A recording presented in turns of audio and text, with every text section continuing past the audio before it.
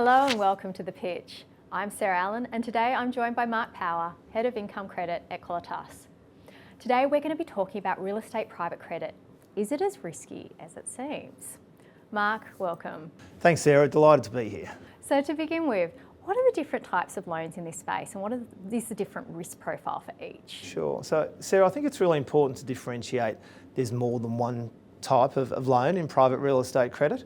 The first loan that I'll talk to are what I describe as pre-development land loans.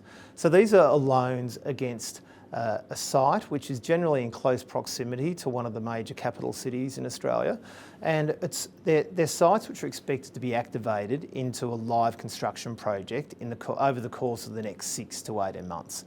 So it's not land banking. We would never take zoning risk, for instance. So these are sites which are about to be activated through to construction.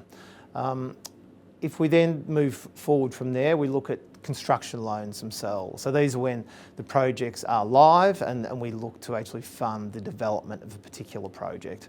Now, Qualitas, we heavily pivot into the residential market. We like that market because of the thematics underpinning it, but it can be broader than residential. It can also be office buildings, retail, industrial facilities and the like. Once the assets are actually completed, there's further loan types. So you're looking at what we describe as investment loans. Now, investment loans can be against an income producing property. So let's say developers recently completed a new shopping centre, for instance, and then we'll provide a loan against that shopping centre, and the debt would be serviced by the income stream coming out of that. Now, where we might differentiate to, say, a traditional financier on an asset like that is we'll provide a higher amount of leverage against the asset than what those traditional financiers are able to do in the current environment.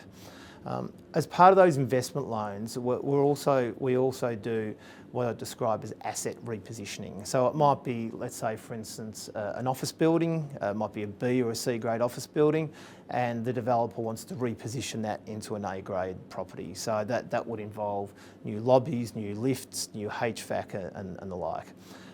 And then finally, there's a product which we really like, and a loan which is termed as a residual stock loan. So that's a loan essentially against a line of recently completed but unsold apartments. So a developer might, let's say, have a 300 apartment residential development. They may have pre-sold and settled 200 of those by the time the project's completed, and then we'll lend against the last remaining 100 to release some capital, some profit back to that developer to do other things, and then as those residual apartments settle, we'll sweep proceeds to amortise the debt accordingly. Okay, so they've all got quite different risk profiles then. They do. How do you balance that in your portfolio? Yeah, so that portfolio diversification point is key, because you don't want to be too long in any particular strategy, because you get good risk mitigation by virtue of that diversification. So we'll look to diversify not just across loan type, as we've mentioned. So we'll have a certain percentage of the portfolio in land, certain percentage in construction, certain percentage in investment and residual stock loans. But we also diversify around borrower names as well. So whilst we're very much a relationship business and we like doing multiple investments with borrowers that we rate, by the same token, you don't want too much concentration to any one borrower. So that's an important piece of what we consider. Geographic diversification is also really important. We focus very heavily on the major cities in the eastern seaboard in Australia.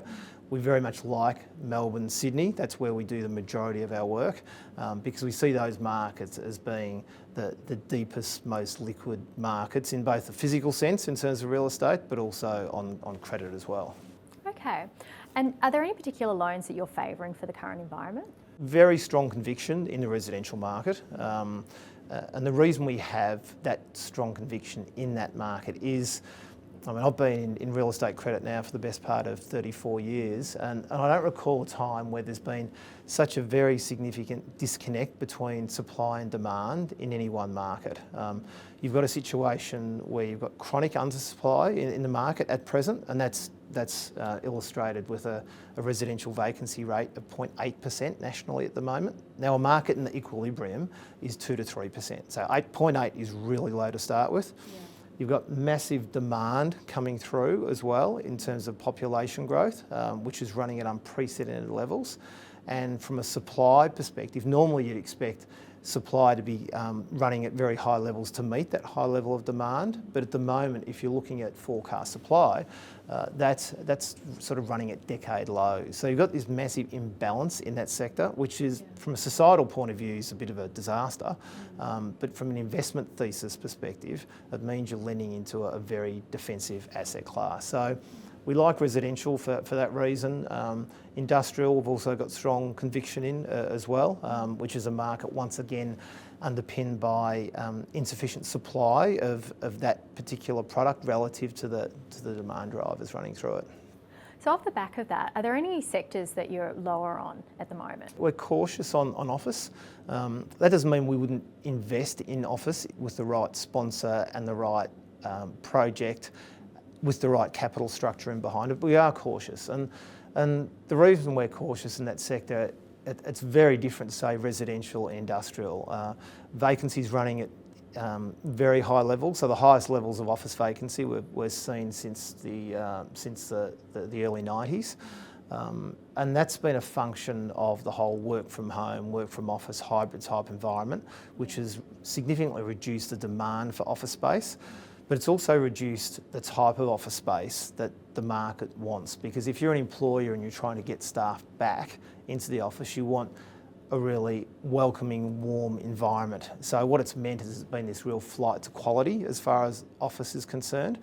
So if we're investing in premium and A-grade buildings, there's still opportunities there. Or if it was a repositioning play where it was taking it from a B or a C up to that premium or A-grade, that would interest us. But that whole sector it's running the risk of large parts of it essentially being stranded. Because if you think about a B or a C grade office, which is no longer meeting the demands of the current market, sort of what becomes of those assets? So they can get into a bit of a death spiral. So that's a part of the market that we're participating in, but very cautiously. Okay, thank you so much for sharing those insights. You're welcome. If you've enjoyed this interview, please subscribe to Livewire's YouTube channel. Thank you for watching.